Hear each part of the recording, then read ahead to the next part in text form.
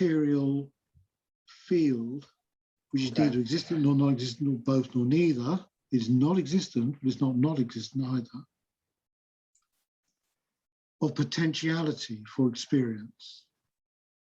And the quantum field contains infinite pools of possible potentiality, incomprehensible pools of potentiality for experience. It contains every possible experience that anybody or any being could have. Also internal to the quantum, this overarching quantum field, is an internal cognizant primordial awareness. Because of its nature, cognizant nature, it must actually function to unravel those potentialities to produce an illusion of a dualistic world. It's like a reflex event, which is necessitated by the internal cognizant pressure of primordial consciousness. And that produces, infinite numbers of sentient beings having interconnected experiences. However, those experiences are ultimately illusory, which all schools of Buddhism would assent to, but it doesn't mean they don't exist, but they don't exist substantially. And upon enlightenment, beings see directly into the illusory nature and directly experience the qualities of primordial consciousness. Yeah, I think that is the difficulty. We're trying to describe things that that you can't even understand until you're enlightened. But and I like what you said about experience, right? I think that is the main thing. Like, you have mind and body, subject and object, but I think at the common ground is experience, right? Is that what the quantum field really is? It's a field of experience or potential experience. Yes. And then mind and body, subject and object, arise out of that experience. Yes. Yeah, I think of it like that too, in the sense that the unfolding, right? Let's talk next time about your new book and about the enfolding and unfolding universe. But my take on it is, it's not actually unfolding in an actual sense. It never changes. It's more that it's more like it's moving, and the illusory projections are changing. Well, this is precisely what Bohm calls the hollow movement. Yes, this is what I want to talk about next time. Give us a little taste. Give us a little taste of the hollow movement. Explain how this works.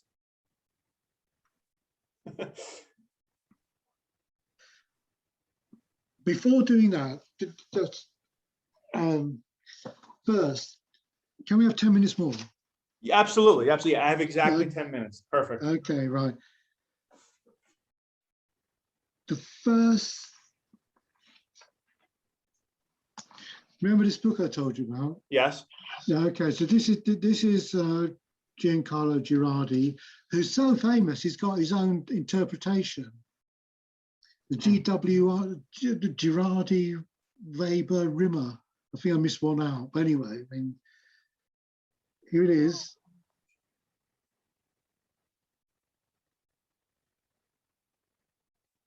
He says, this chair can be either here or there. Here we go.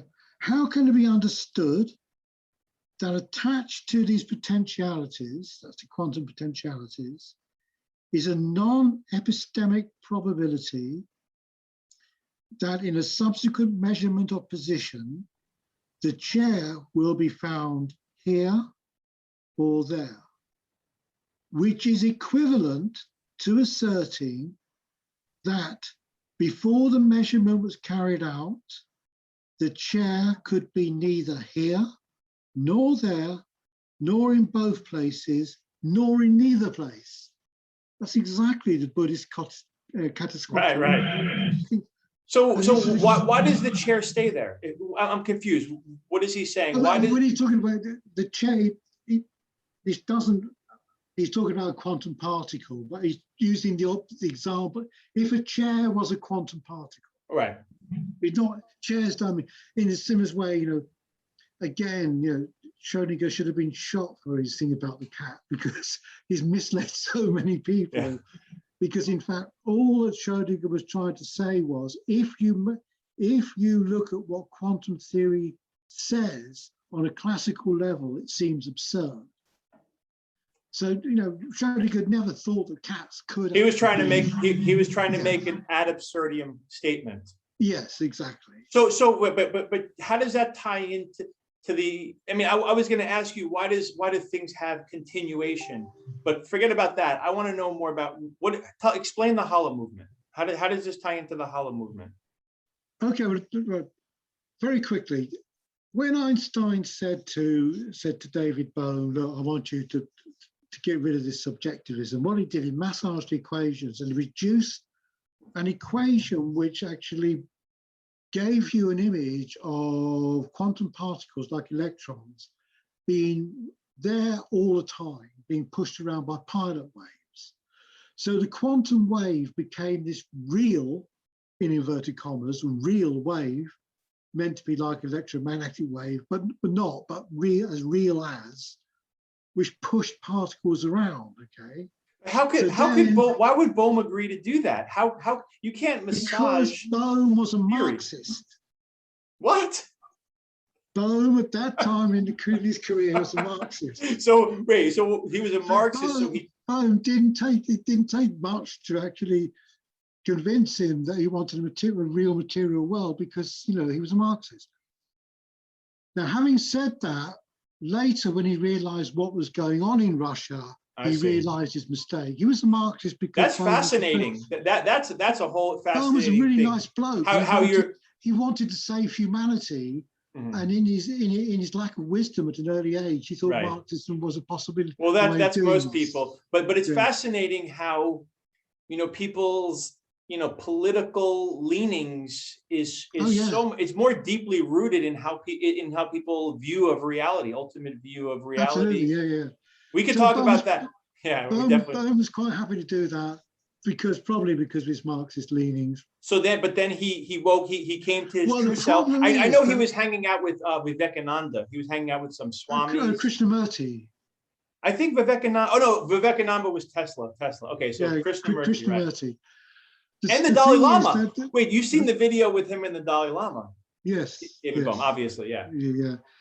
The thing about this is, if you read I've got loads of books about recently published books by people getting on the quantum mysticism, the non-quantum mysticism bandwagon, giving you all the interpretations. Right. And Bohm is trotted out as a realistic interpretation, but it's very misleading, because the problem is, although electrons have positions which are there all the time, lots of other quantum entities or characteristics such as spin become even more weird, and they don't tell you that. They keep that out. Oh look, we know exactly what an electron is, but you don't know.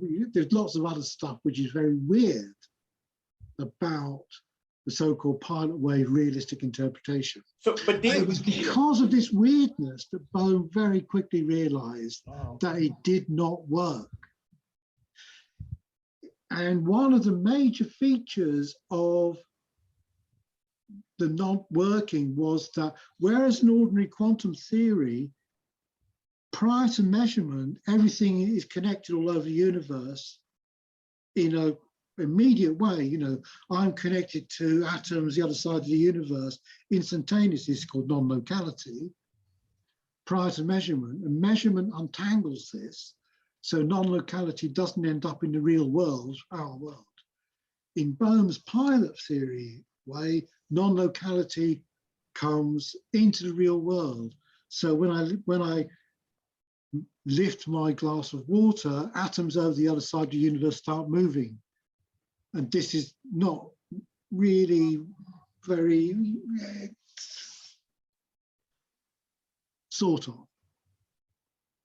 Things are instantaneously connected in the pilot wave approach in a way which is not really consistent with You're the calling way. it the pilot. What are you calling it? The pilot wave That's approach? the pilot wave theory, because the wave guides. Okay, so artificial that's so Bohm eventually came to reject that idea. He realized And- that basically it doesn't work because of these inconsistencies, if Right. you like, and he realized it needed to be extended quite dramatically. And also he rejected Marxism, and he actually says he began to read, Christian mystics, began to read Buddhist texts. So what year did he put out this hollow movement theory and implicate order theory? Oh, I think right. His parallel wave theory was about 1952. The hollow movement theory was around 1958, 1960. Now, going to that, it's interconnected because in the parallel wave theory meant that the universe is interconnected at all points in the universe all the time. Mm-hmm. This is where he got this idea of the hollow movement. He realized, in fact, this interconnected movement, or let's call it potential energy, is what the universe is really made up of, okay? And we are interconnected at the level of the implicate order, which is his term for the quantum field. But he's trying to lift this idea that this interconnectedness is there all the time. Exactly. However, sentient beings are projected into what he calls the explicate order, and so they experience the implicate order in a disconnected, separated fashion. And this is where the connection of mysticism comes with, of course, because he